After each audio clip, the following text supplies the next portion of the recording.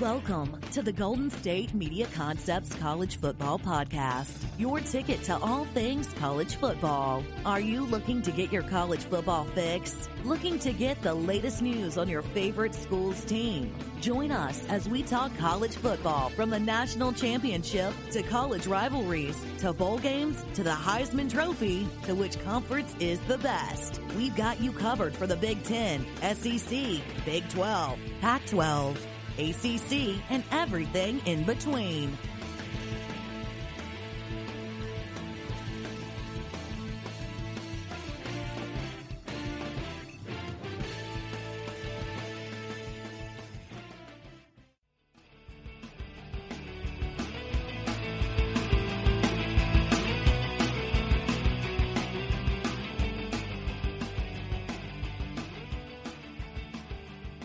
What's going on, people? It's the GSMC College Football Podcast on the GSMC Podcast Network.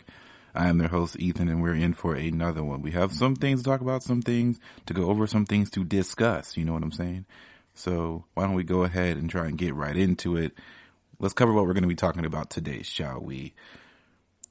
We're going to talk about some Wisconsin football. They're doing some unique things over there in Cheeseville, and then some Notre Dame schedule stuff going on due to COVID-19, and then campuses are looking like they might have to be open, but some athletic directors and conference directors, should I say, are thinking that that may not be the case, and then discuss some Florida State history to end the podcast.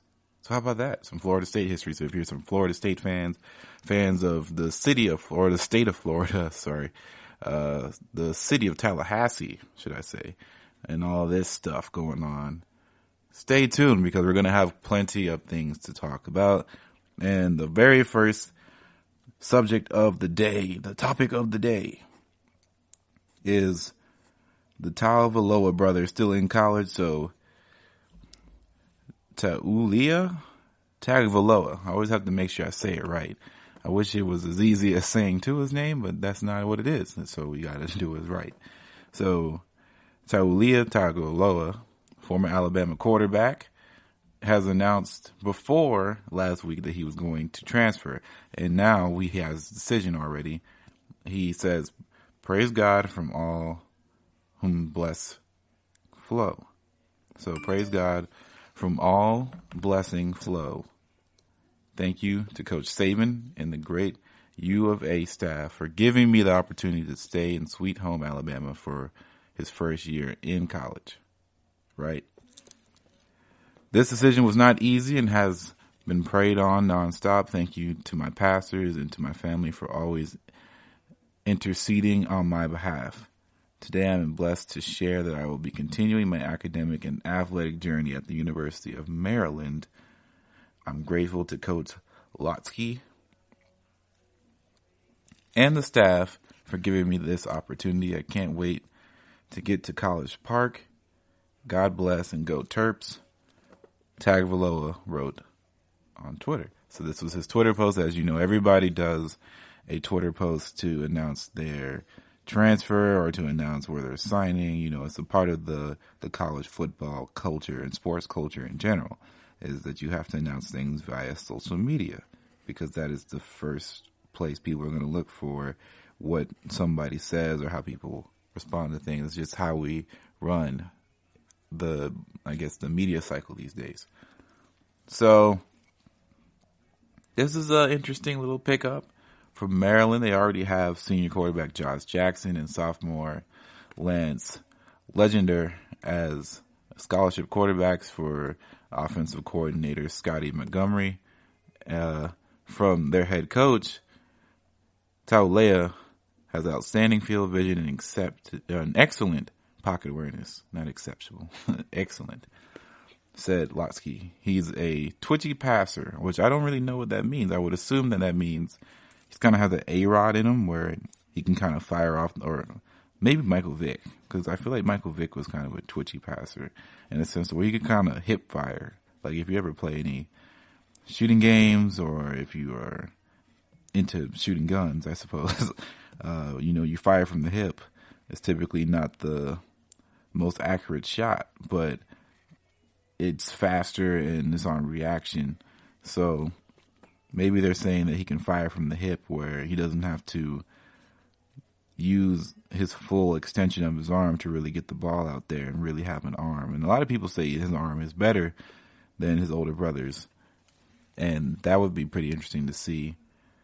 It says he's a twitchy passer and then his ability to make and extend plays in and outside of the pocket because of his above average athleticism.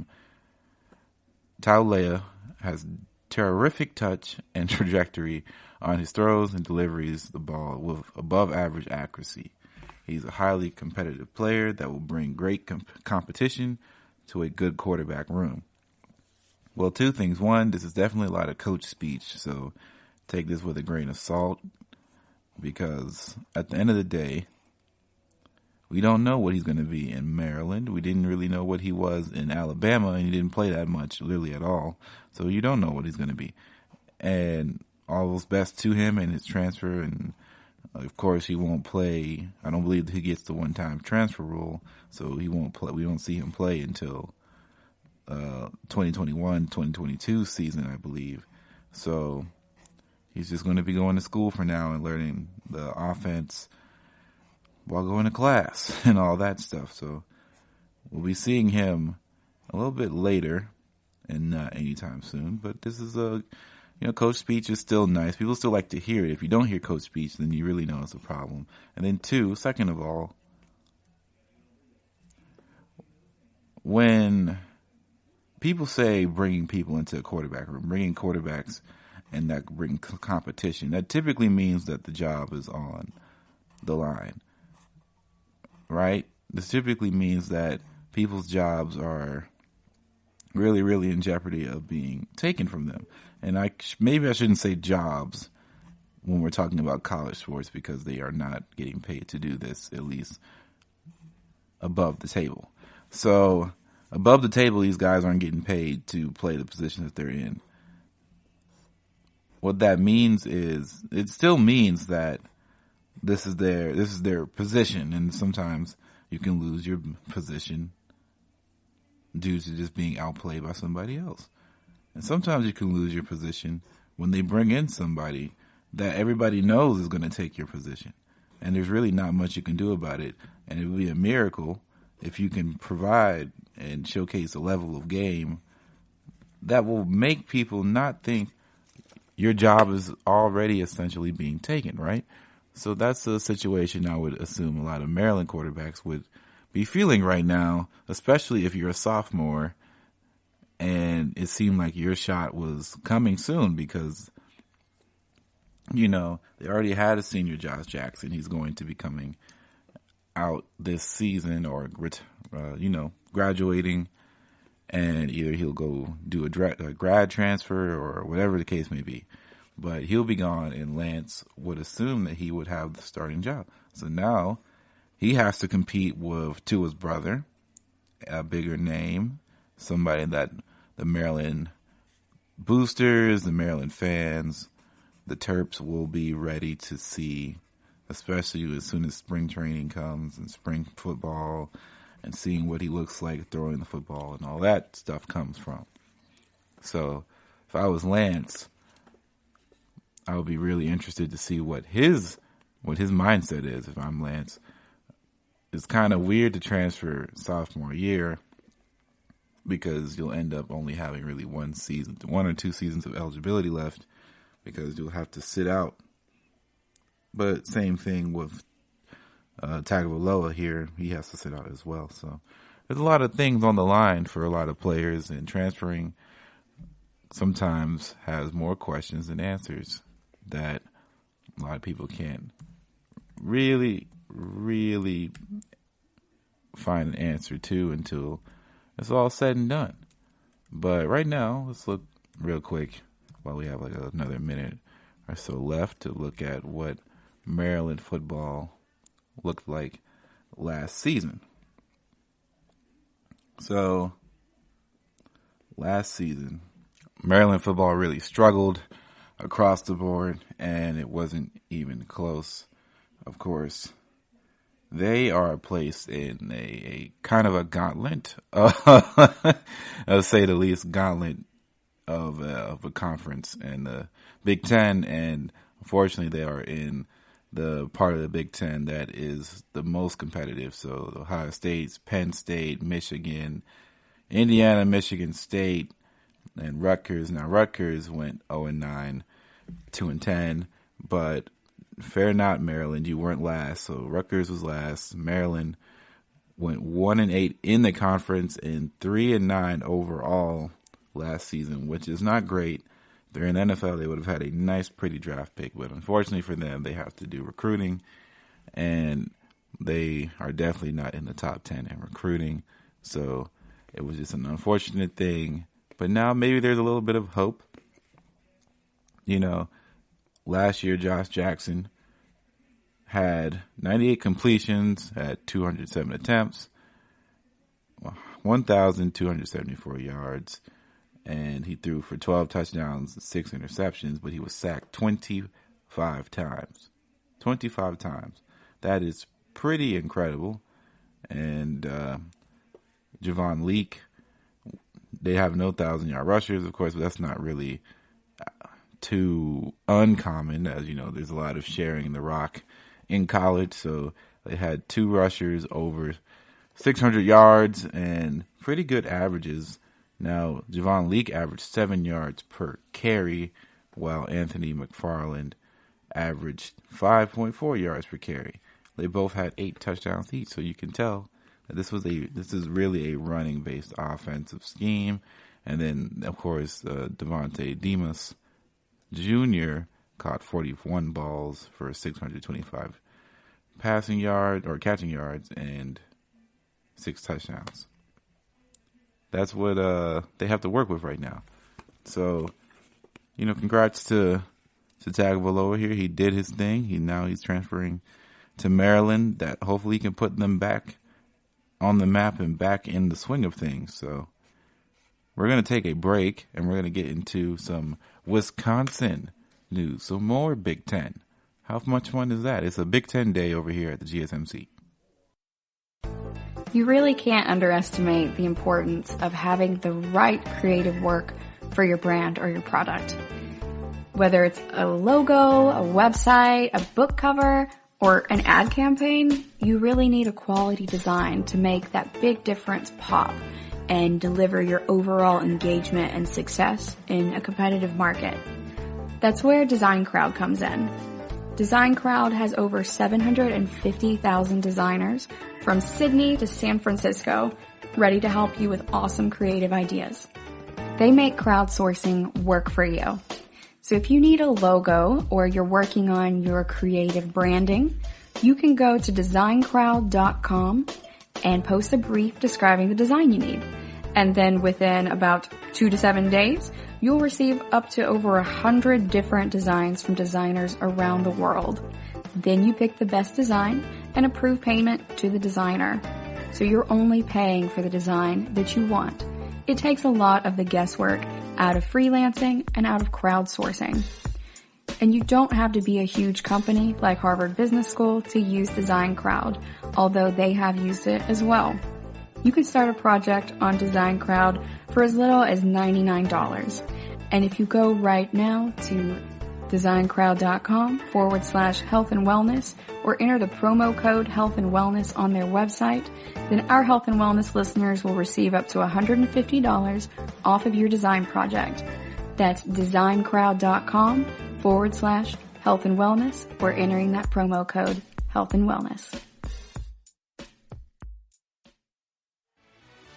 Are you looking for the very best NFL and college football podcast? Then check out the GSMC Football Podcast. Get the latest football news both on and off the field. From the NFL Draft to trades to the rumor mill to the NFL Combines. They got you covered. That's GSMCpodcast.com/football-podcast. Get updates on college rivalries, game day insights, and much, much more. It's football talk the way you want it. This show eats, sleeps, and breathes football. Don't forget to like them on Facebook and follow them on Twitter. Visit GSMCpodcast.com for more info.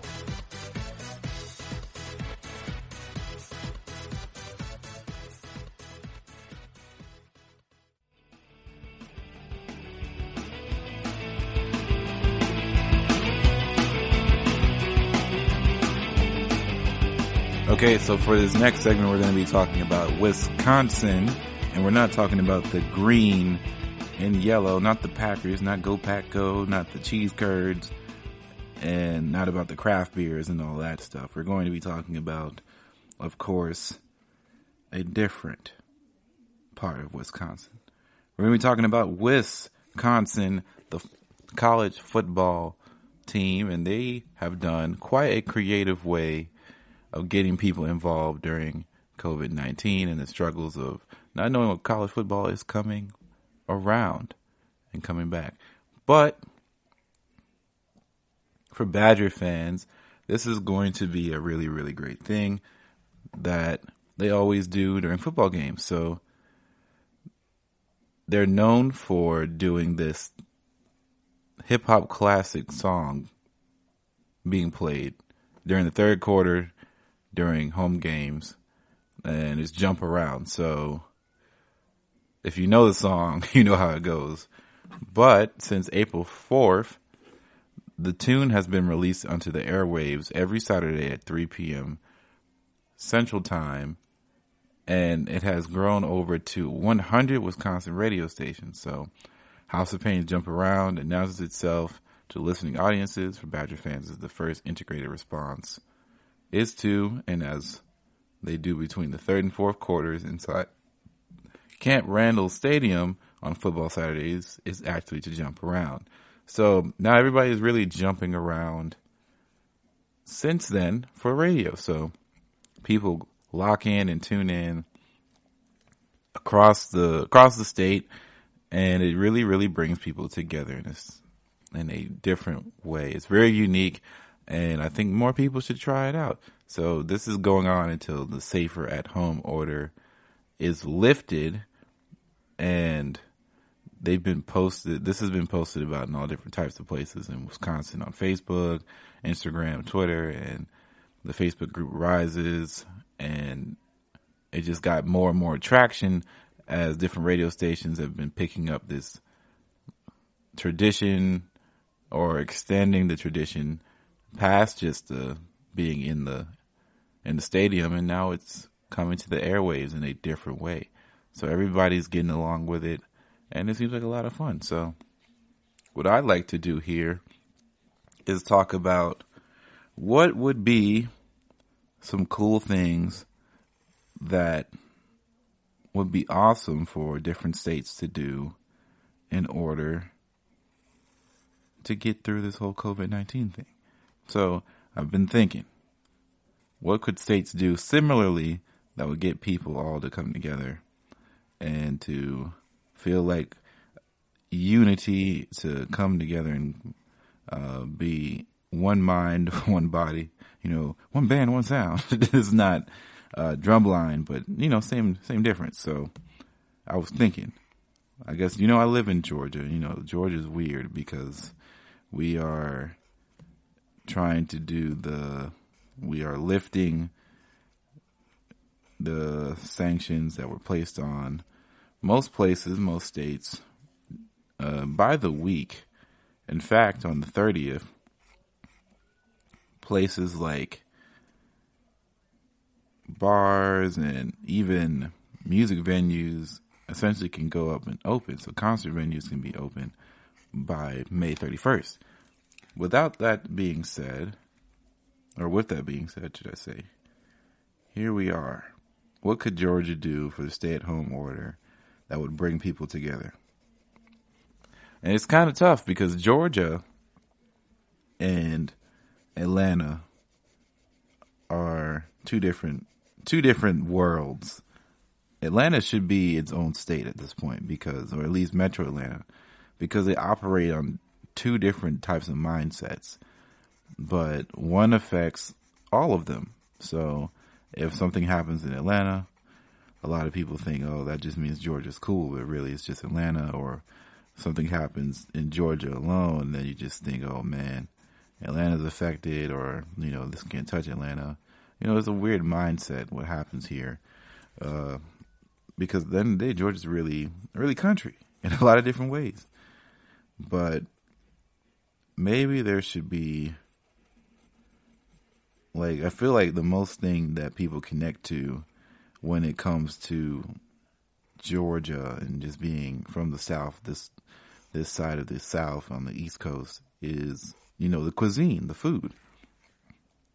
So I think there is a large tradition for people that like Southern food to do cornbread, to do sweet tea, to do fried chicken, all this, that, and the third. Maybe there's some sort of food ritual that could be done to where everybody's eating a specific dish that's really, really unique to Southern cuisine. And they do it every week in efforts to show that, you know, we come together and we can still dine together. And maybe it's just virtually, we dine together on the same meal. That'd be kind of cool, in my opinion, I would think, right? I feel like that'd be kind of cool. I'm trying to think what else would be really, really interesting. So maybe another city or another state could really, really plan ahead of finding a good fight song.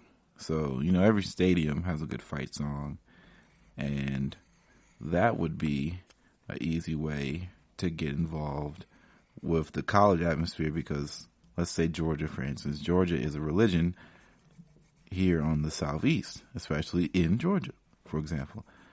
Georgia, UGA, is more popular than the Falcons, more popular than the Hawks, more popular than the Braves. Georgia, UGA, is the biggest thing around on this side of on the Georgia County line.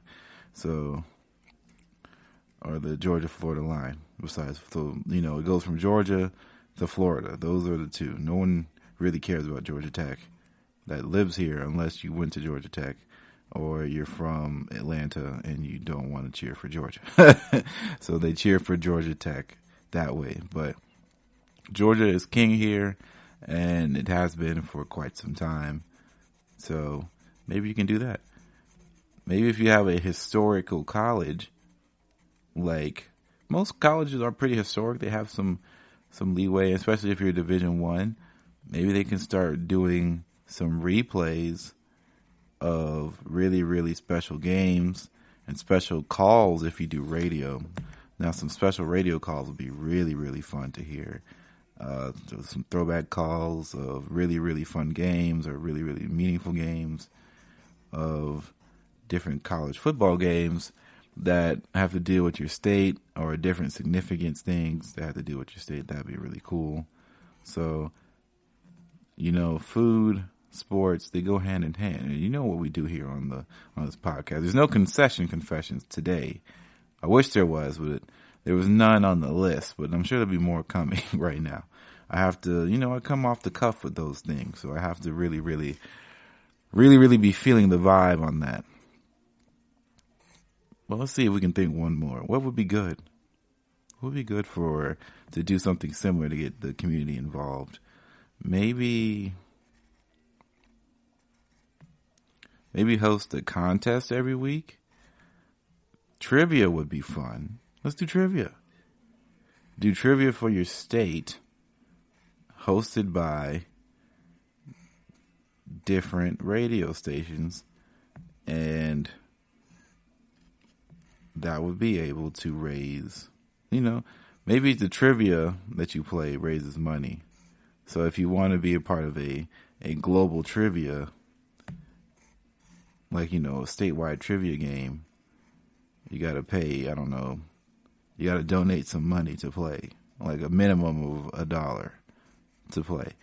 And the more money you donate, the better chance you have to stay in the game. So say if you don't get an answer right, it doesn't kick you out automatically unless you only pay the minimum. So there's tiers for paying, and you raise enough money to start helping things out for the COVID-19 crisis. I feel like that'd be kind of cool. It wouldn't be tradition, but it would get the states involved and get people involved. And you can definitely do it by schools and things like that. So I think that'd be kind of cool. But I just feel like sharing that because I felt Wisconsin is doing something really unique and really fun. But we're going to take a break and we're going to talk about Notre Dame. You really can't underestimate the importance of having the right creative work for your brand or your product.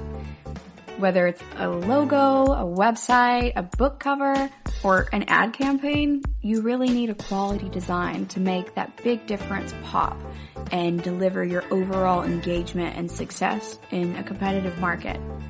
That's where Design Crowd comes in. Design Crowd has over 750,000 designers from Sydney to San Francisco, ready to help you with awesome creative ideas. They make crowdsourcing work for you. So if you need a logo or you're working on your creative branding, you can go to designcrowd.com and post a brief describing the design you need. And then within about 2 to 7 days, you'll receive up to over 100 different designs from designers around the world. Then you pick the best design and approve payment to the designer. So you're only paying for the design that you want. It takes a lot of the guesswork out of freelancing and out of crowdsourcing. And you don't have to be a huge company like Harvard Business School to use Design Crowd, although they have used it as well. You can start a project on Design Crowd for as little as $99. And if you go right now to designcrowd.com/health and wellness or enter the promo code health and wellness on their website, then our health and wellness listeners will receive up to $150 off of your design project. That's designcrowd.com/health and wellness or entering that promo code health and wellness. Tired of searching the vast jungle of podcasts? Now listen close and hear this out. There's a podcast network that covers just about everything that you've been searching. Hey! The Golden State Media Concepts Podcast Network is here. Nothing less than a podcast bliss with endless hours of podcast coverage.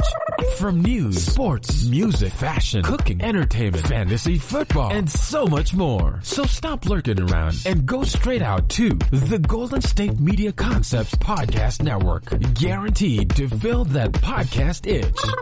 Whatever it may be. Visit us at www.gsmcpodcast.com. Follow us on Facebook and Twitter and download us on iTunes, SoundCloud, and Google Play.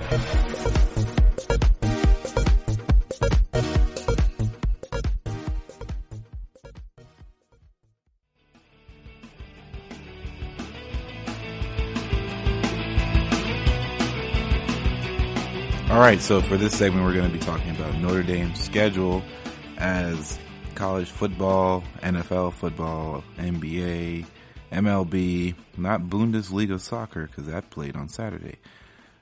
Schedules are being in flux and we don't know what's going to happen, and college football has a tough thing to go about figuring out what they're going to do because, you know, college sports are not just about the sport unless you live in a crazy world where you think that the sports live independently to kids coming to school and supporting and all that.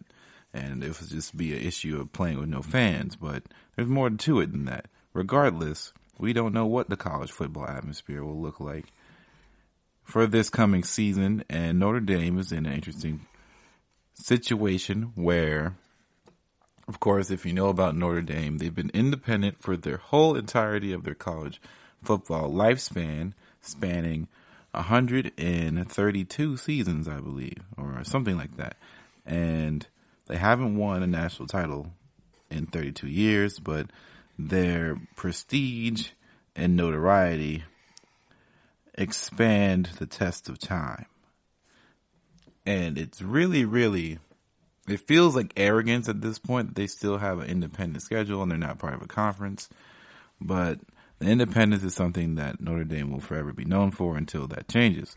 So they are independent, even though they do play half an ACC schedule. So they were scheduled for 2020 to play the likes of a Power 5 schedule against the ACC, which include Georgia Tech, Pittsburgh, and Wake Forest at home, or on the road, and they'll play Duke, Clemson, and Louisville at home.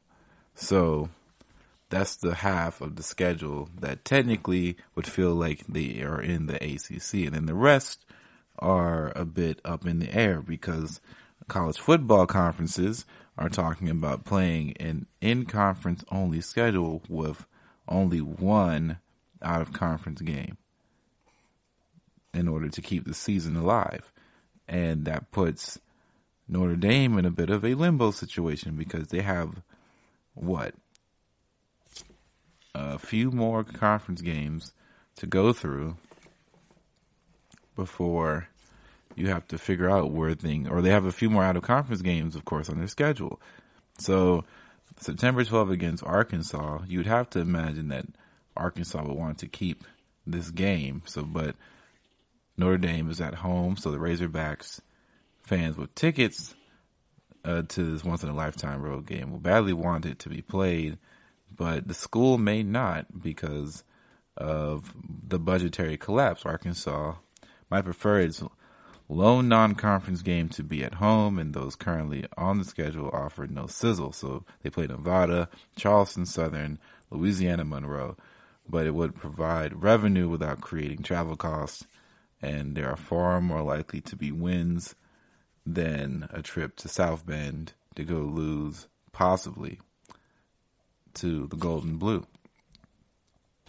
Then, at home, on September 19th, they're supposed to be playing Western Michigan, and Western Michigan cannot afford to not play this game because the money is just too much to lose. So the Broncos would do everything in their possible power to keep this game on the schedule, even if it looks like a likely blowout, because it will be. The guaranteed money and chance to play Notre Dame makes it a must for the Mid-American Conference program.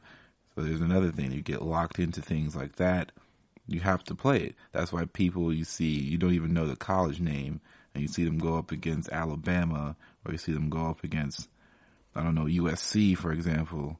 They're going to take it no matter what the case is because the money rules over every decision that gets made in college sports, believe it or not.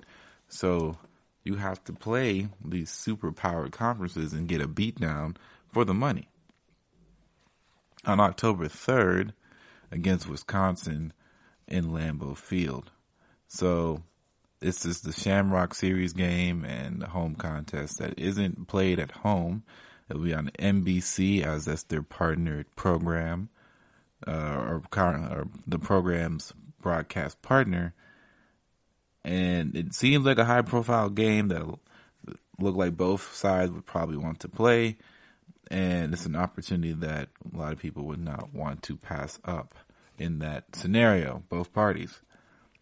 Now, there's a home game against Stanford after that on their schedule, of course, where that can be a little bit iffy because they're going to be playing Stanford is going to be playing BYU in Stanford Stadium, and Stanford figures to be one of the more cautious schools in the nation when it comes to taking virus-related athletic risk and other reasons why staying home might be a preferable option. So the Pac-12 season as a whole may be in jeopardy as well because of that. Then there's USC, one of the greater rivalries in the sport.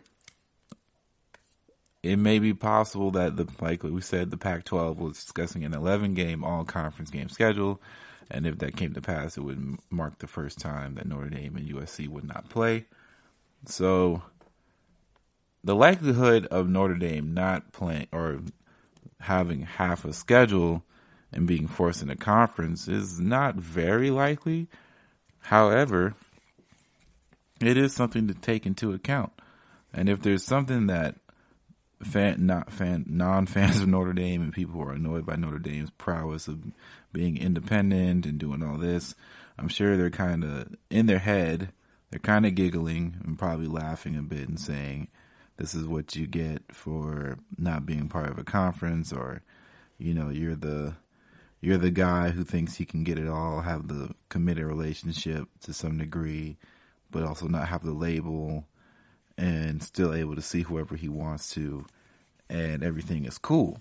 Well, in a pandemic, that may not be the case anymore. And Notre Dame is going to have to figure something out with the rest of all college sports, really, to figure something out to make this work.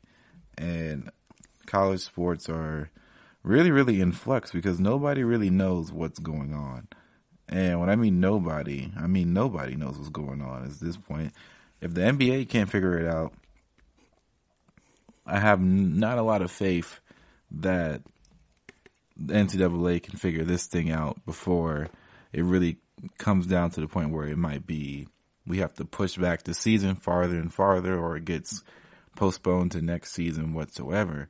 But it's getting ridiculous as far as what we get from each camp, what we get from different players, when we get from different names, different coaches, different ADs, different directors of conferences.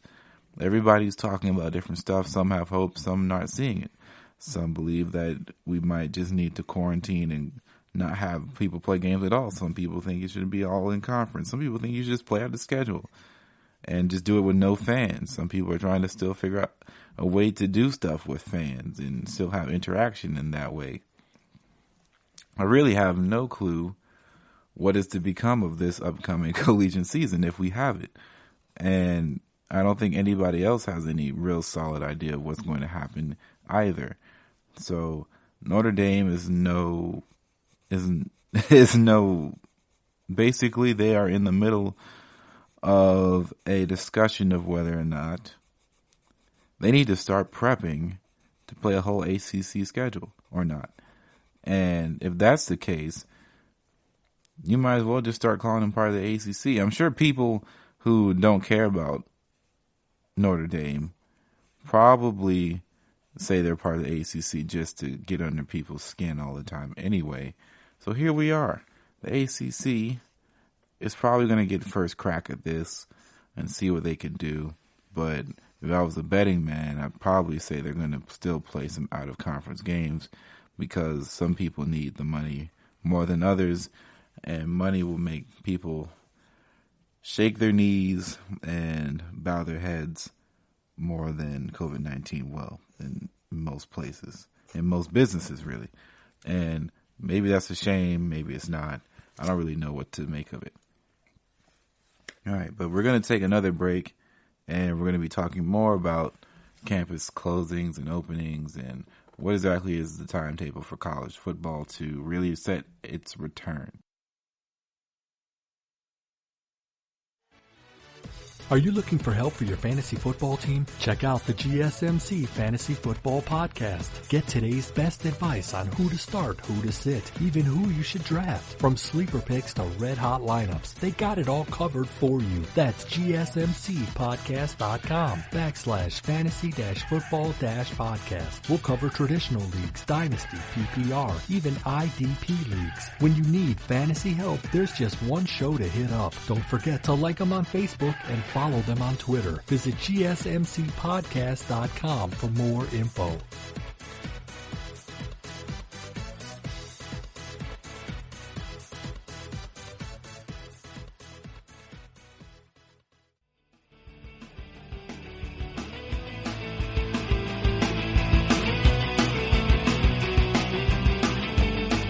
So everybody's kind of out of whack with the college sphere and sports speaking, and everything is really out of whack. Let's just take it globally and worldwide as far as this pandemic is concerned. Just a few weeks ago, Korea thought they were corona-free for the first time in months. And they were starting to open things back up. It looked like they might be able to return to normal civilian life. And then they wind up with 2,000 more cases within a day after going with 0 cases for, I think, like a day and a half or something like that, or 2 days. They had 0 cases of COVID-19. So now everything is really on the table and everything is up to lose. There's so much risk involved when trying to make these decisions when it comes to governments, countries, states, cities, counties even. You have to make decisions for the betterment of the people. At least that's what you're supposed to think that decisions are being made for. On the flip side, when you look at the entertainment business, they have had to try their hardest to be as innovative and creative with content as possible. And although industries like the one I work in myself, like podcasting, hasn't changed too much as far as what we do, because that doesn't really change too much. But as far as what we talk about, that affects us too. So sports is vastly affected by COVID-19 and what's going on. And every day something new comes out that will say, oh, maybe COVID-19 may not last forever, or maybe it might last for 2 years, or whatever the case may be. There's just not, every piece of information that comes out does not seem to aid in the side of hope and belief that this will be over sooner rather than later. And for people who work in sports or part of the sports cycle, it's becoming crunch time for a lot of these people, because decisions have to be made, and decisions aren't being made because it's too hard to make decisions. So speaking of decisions having to be made, the NCAA, known for really not knowing how to make decisions on a timely matter, their president, Mark Hermet, said on Friday college campuses must be open in one fashion or another in order to host college athletics in the fall. And you need to have other students before you have college athletics going on in campuses. And nothing is going to be typical this fall, and sports is likely to be the same. So this is pretty fair to say. But what's weird about this is that they don't really align with those from other conference commissioners. So Big 12 Conference Commissioner Bob Bosley said on Thursday that he believes athletics can restart in the fall even if all university classes are online. And if the main students are taking classes online, I don't think that's a problem that student athletes take classes online and participate in athletics. And that's what he told the Sports Illustrated Pat Ford and Ross Dellinger. However, if the university is closed and nobody's taking classes in person or online anyway, I don't think you can have sports, because these are student athletes and they need to be enrolled and going to college to participate in the program, of course, because that makes sense. And Hermet noted the potential disparity in campuses across the country. Some could fully reopen this fall, while others may continue online-only instruction. And he thinks that we're going to see quite an array of openings this fall, and some totally online, some partially online, some are trying to do as much normal, if you will, as they can. And NCAA canceled all winter and spring sports of March 12th amid COVID-19 crisis, and no formal announcement has been made regarding to the 2021 sports calendar. So everything is still up in array, and nobody really knows what is going to happen. Even the commissioner of the NCAA, even the president of the NCAA, doesn't know what's going on, what the decisions are, and people are basically just talking with the latest information they get.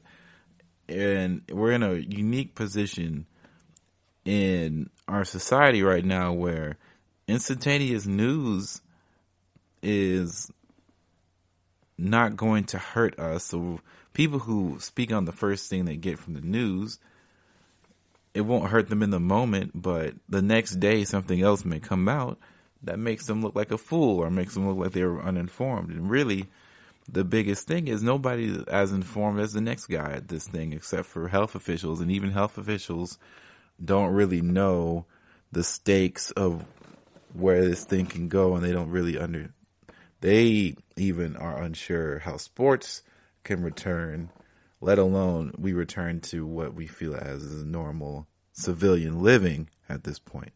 So when health officials aren't really figuring this thing out, and the best thing they say is to still practice the social distancing behavior, and also making sure people are staying safer rather than doing things like going out and all of this, that, and the third, nobody knows, man. We don't know if states reopening and coming back slowly but surely is going to be detrimental to the overall efforts of trying to reduce this virus to a minimum before the vaccine comes out. Or maybe we're rushing things too much to jumpstart an economy that has been basically in an instant standstill for the better half of 2 months or so. And it's becoming really, really clear that people are really needing economic salvation in the U.S. And sports are not only as symptomatic of these, they have symptoms of this, of course. As you can see, some colleges are having to cut budgets for other sports and other sporting activities. And the big major sports, of course, football pays a lot of the bills. NCAA tournament pays a lot of the bills that didn't get to happen this year. So everybody's budgets are getting slashed to some degree, and people are going to have to make tough decisions. And you have to keep in mind the Title IX rule. So you can't just start cutting programs left and right without any sort of thoughts and ideology behind them. And you have to make sure you stay within NCAA rules while also trying to save money in your pockets if you're a different university.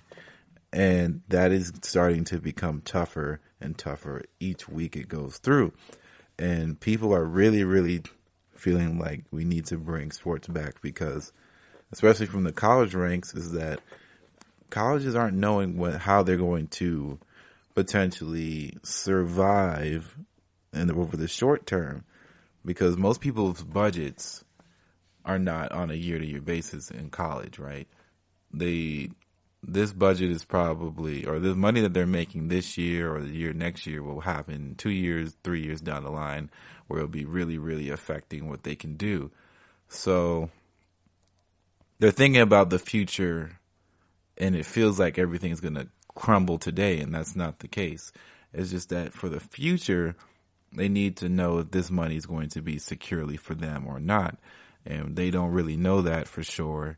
And that is really going to boil down for them having to cut programs later on down the line to save money and able to push funds in the back end for later years to come.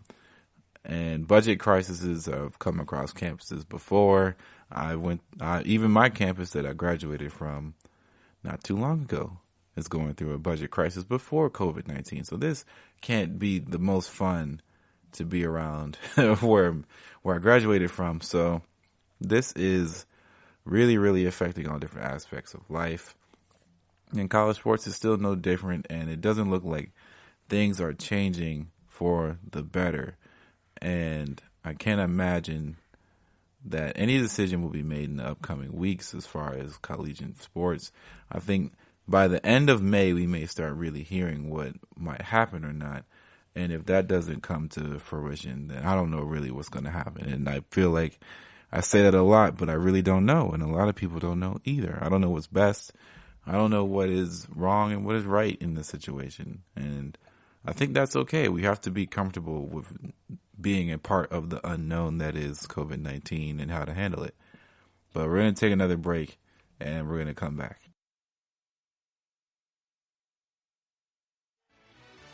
Check out the show that's built on the MMA, from the UFC to extreme cage fighting. They got the fights covered. Check out the GSMC MMA podcast. Get the latest news on past or upcoming fights. Join us as we talk to and about some of the biggest names in the MMA, past, present, and future. When it's the fight game, there's just one show to check out. GSMCpodcast.com/MMA-podcast. Don't forget to like them on Facebook and follow them on Twitter. Visit GSMCpodcast.com for more info.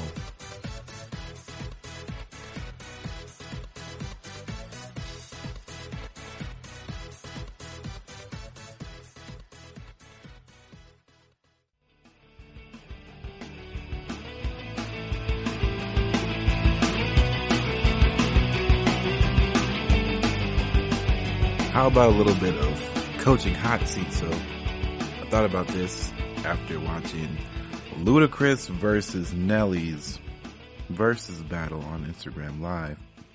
And it was really awesome to see and hear all these old tracks that really made my childhood and my adolescence really, really fun and memorable. And I remember basically a lot of those songs that were played.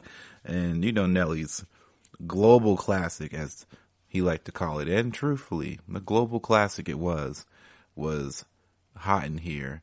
And that song transcended all different types of barriers. It broke through barriers. It created new paths for music. It did a whole bunch for the genre of R&B/hip hop. And how could I not believe this is not an opportunity to do a hot seat when you hear Hot in Here? So it's hot and it's hot in here. Yes, sir. It's hot in here, and we got to talk about coaches on the hot seat. So I think I'm going to do 3 in my mind that I believe definitely are on the edge of their seat here coming this college football season. So number 1, well, this is not a ranking, so don't take this with the idea the first one is the toughest rank, or the last one is the toughest rank. It doesn't matter. They're all on the hot seat.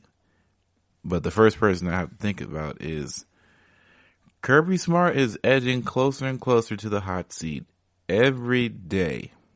Every day. Every day he gets on the podium or gets on the video call these days. He's inching closer and closer to the hot seat. And we have to realize that we can't keep treating Kirby Smart like he is Nick Saban, because he's not. Because Nick Saban has won multiple titles. Nick Saban is going to be there for a long time. We can't even treat him really like he's Gus Malzahn, because he hasn't won anything. You shouldn't be as secure in Kirby Smart's job as much as we feel like we should be. And maybe that's just how Georgia runs things, because we know how long they had Mark Richt for a very, very long time, and that didn't seem to budge or change until it was really, really time to go. Even when they were serviceable and when they really were, I call the team serviceable. Even when a team was really, really competent and competitive, they still weren't able to get over the hump over multiple times before the college football playoff change happened. And it was just the BCS title run and all that stuff. So, of course, we have Kirby Smart here, and everyone's thinking that he's one of the best coaches in the league. Sure. And that's why I don't think he will be let go so soon. But we have to start wondering, when will he produce something with all this talent he brings in and year out? Because his recruiting classes are absolutely bananas, on par for top 3 across all different parts of the country. He's always in the top rankings since he's been there, and he knows how to recruit in the SEC, and that is huge, and that's why he's always in the top of the rankings when it comes to recruiting, but it has not been able to pan out. And maybe that's due to the offensive insufficiencies that have come with that last national title run, that after that run, things have been really, really rocky for the Bulldogs as far as expectations and meeting them. And they have not met the expectations that have been laid upon them year in and year out since then. And it's starting to become, when will this happen, Kirby? Instead of, we have faith that Kirby can pull us through this. And maybe that's just because he hasn't done it yet, and he was so close, and yet the thing happened where, basically the christening of Tua Tagovailoa's career happened the same day as potentially Georgia's title. And maybe it's an Atlanta thing with, I guess, choking. I don't know what else to call it, but not being able to finish when it counts. But that has really, really bogged over this city and this state for a long time. And even if people don't want to talk about it and move on from it, no one is really, you can't forget the fact that he got them to the national title because it almost feels like they won it. They lost it so abruptly that it feels like they basically won the title, but they didn't. And that's not good enough because there is no title there for them to hold on to, look back on, and say, okay, this is what we have to show for what we went through, what we gone through. We have a title, and we can stick it with this coach because we know he can take us there. And I think at the end of the day, Georgia fans believe that Kirby Smart is the best guy for the job. I wouldn't think they would fire Kirby Smart. There's no other coach on the market that they could find that would do a better job than Kirby Smart. But, you know, the seat is getting a bit harder, you know, because eventually recruiting goes in waves, and sometimes you're not going to be the hottest commodity to go get a recruit from. Somebody else may start taking that reign from you, taking that title from you, and it happens all the time. Look at Florida State. We're going to talk about them a little bit later, and how they went from a 5-star recruiting place to barely getting 4 stars and not really looking like they're pulling their weight as far as what their name should be meaning in the college football atmosphere. Next place. I think this might be do or die time for our boy over there in Michigan. So, Michigan, Mr. Jim Harbaugh, is probably on one of the hotter seats in the hot seat category over there. And it's not even close. He really is on the hot seat, and people are sick and tired of these recruiting classes coming in the top 10, and they don't finish anywhere that is relevant enough for them to be good. So Michigan was 9-4 last year. They were 6-3 in the conference, and of course, you know, they lost to teams that they weren't supposed to. And it's one thing to not be the top of your conference, but you're still confident, because we understand Ohio State is a juggernaut, right? It's very hard to compete with Ohio State. It's hard to compete with Penn State in some seasons, right? But you don't even win your bowl games, and your bowl games matter quite a bit in a lot of people's eyes. And maybe it's because you lose people to the draft and you're not as talented as you should be, but everybody loses people to the draft if you're that good in the bowl game. So that shouldn't even be an excuse. It's not an excuse in my eyes. And Jim is going to have to start producing. And I don't think people are going to be satisfied with another season of, oh, I have a positive record, but we lose a bowl game. And that's just not going to sit well with people. And it definitely doesn't sit well with the eyes of the college football ranks, because they're getting tired of the idea that Jim Harbaugh came from 49ers and he was thought to be this guru that was going to change the state of, or change the scenery of Michigan football and bring it to a new reign. And it just never has happened. And it's been 5 years now, and Michigan hasn't seen any real meaningful win or piece of success since his joining of the program. And I'd hate to say it, but if he doesn't produce in the next 2 years, he's probably out of there. I don't know what his next coaching stop is. I don't think he's thinking about moving somewhere else. And you know how I feel about Jim Harbaugh. I think he's a quality coach, and I don't think he should get as much flaming that he gets throughout the college football ranks entirely. But at some point, you do have to hold him accountable for this sort of incompetency in the aspect that he really is not winning these bowl games, and people are not sitting well with this, and that's just the bottom line. People want to see wins, and that's what he's not providing, and meaningful wins, I should say. People want to see meaningful wins, not these in-conference wins that nobody cares about, because the conference as a whole is not very competitive, and that's one of the bottom line things that is going on now over there in the Big Ten in general. So we're going to take another break, and we're going to finish up talking about Florida State. This is your ultimate stop for everything sports. The Golden State Media Concepts Sports Podcast. Should I say more? From the NFL, MLB, the NBA to MMA, it's all in here. The Golden State Media Concepts Sports Podcast. Listen now.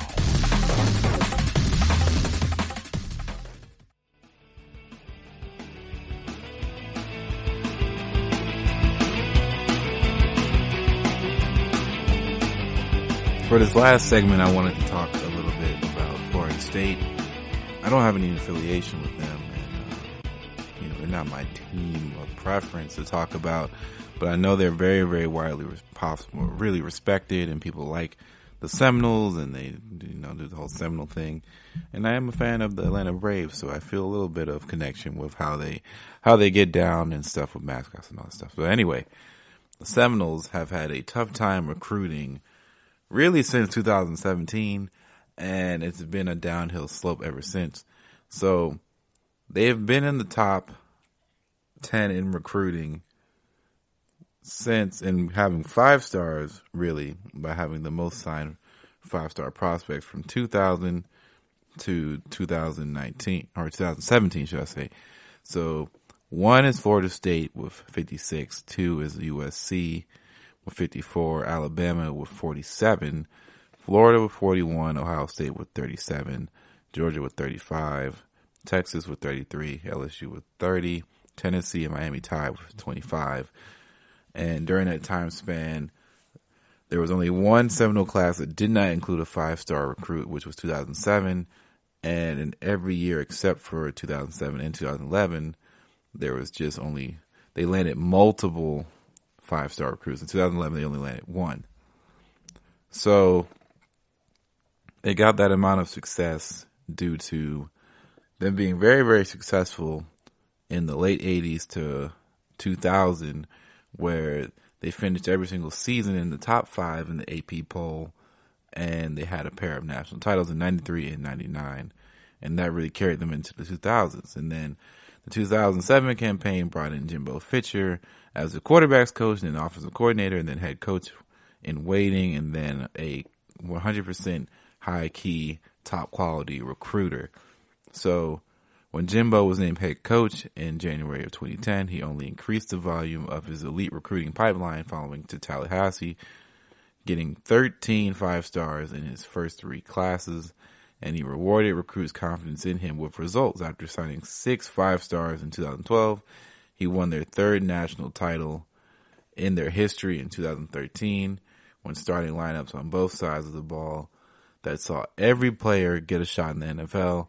And that makes for a rather effective recruiting pitch, which he used to sign 13 more 5-stars between 2013 and 2017. But when Jimbo leveraged a deal with Texas A&M and left the Noles before the 2017 season concluded, he took his recruiting prowess with him to College Station.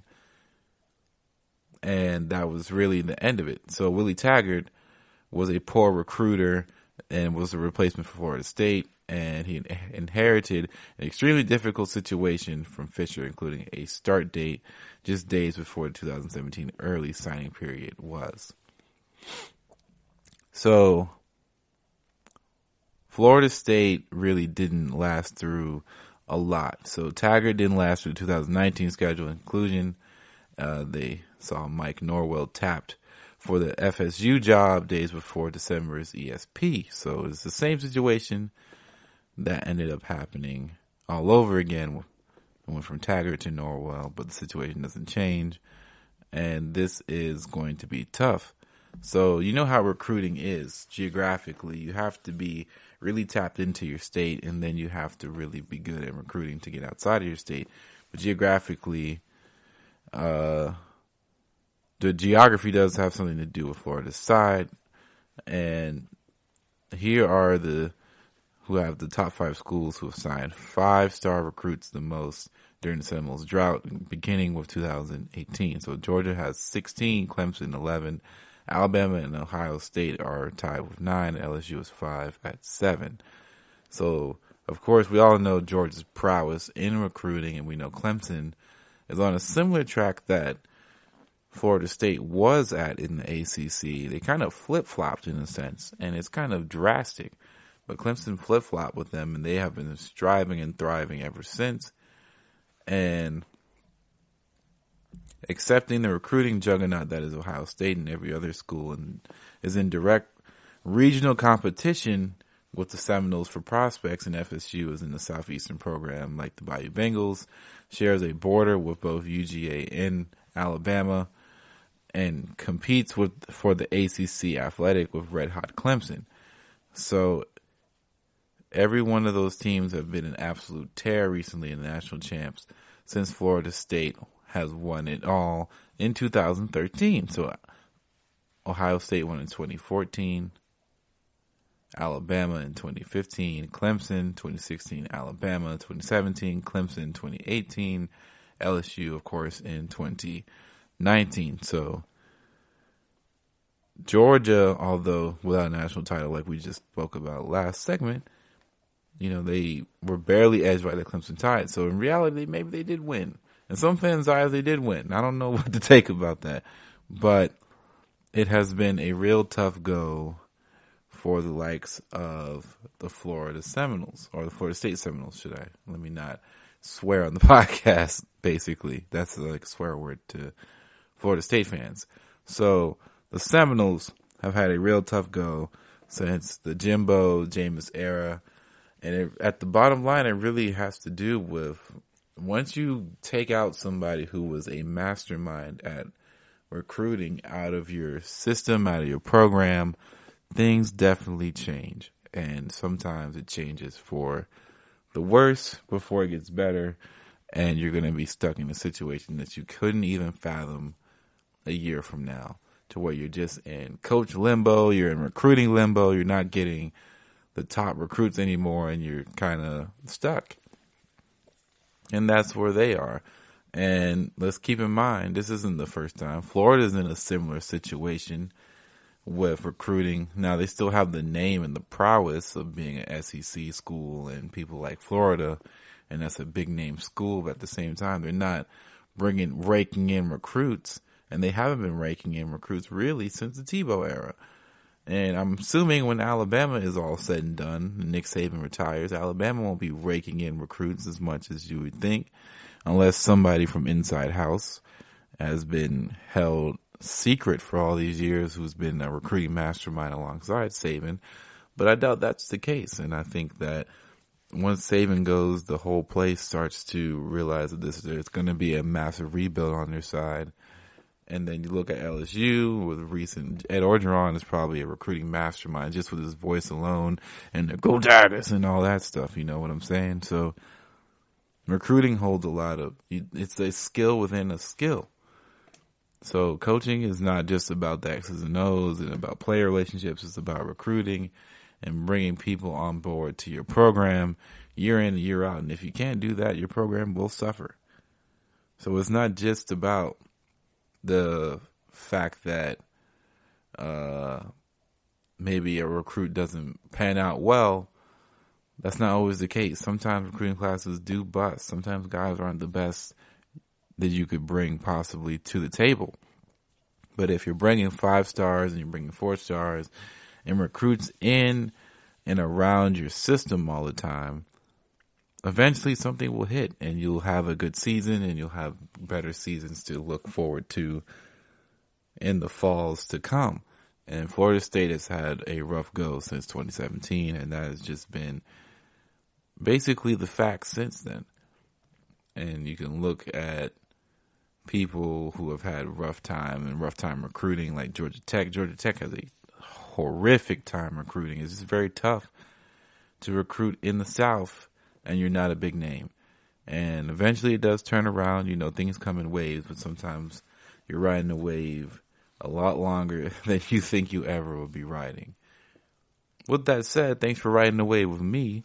And this will be the kind of the conclusion of the GSMC College Football Podcast for today. So I'd like to go ahead and encourage you all to rate and review this podcast and give us a nice comment, or give us a comment for constructive criticism. It doesn't matter to me. Comment is a comment. 5 stars, please. Keep rocking with us, keep listening, keep sharing us, and don't forget to interact with us on social media. So, our Facebook, our Instagram, our Twitters, all that in a bag of chips. So, it's GSMC _ college football. That is our podcast handle for Twitter. So please shout us out, interact with us. We'll answer some questions. We'll all have a good time. But without further ado, this is GSMC College Football Podcast. I'll see you all next week. You've been listening to the Golden State Media Concepts College Football Podcast, part of the GSMC Podcast Network. You can find this show and others like it at www.gsmcpodcast.com. Download our podcasts on iTunes, Stitcher, SoundCloud, Google Play, or anywhere you find podcasts. Just type in GSMC to find all of our shows from the GSMC Podcast Network, from football to basketball, baseball to MMA, and even soccer. You can also follow us on Twitter and Facebook. Thank you, and we hope you have enjoyed today's episode of the Golden State Media Concepts College Football Podcast.